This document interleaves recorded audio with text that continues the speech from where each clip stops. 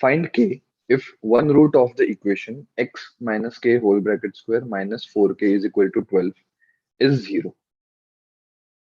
Now, as one root of the equation is 0, we can substitute x equal to 0 in the equation. So therefore, the equation becomes 0 minus k whole bracket square minus 4k minus 12 is equal to 0. So therefore, quadratic equation becomes k square minus 4k minus 12 is equal to 0. If we compare this quadratic equation with the standard form, we get a is equal to 1, b is equal to minus 4, and c is equal to minus 12.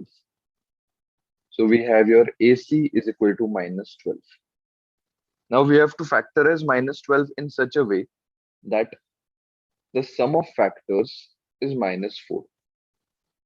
We can do it by making the factors as 2 and minus 6. So we can split the middle term like this. So we have your k square plus 2k minus 6k minus 12 is equal to 0. So we have your k common, so k plus 2. We have your minus 6 common, so again k plus 2 is equal to 0.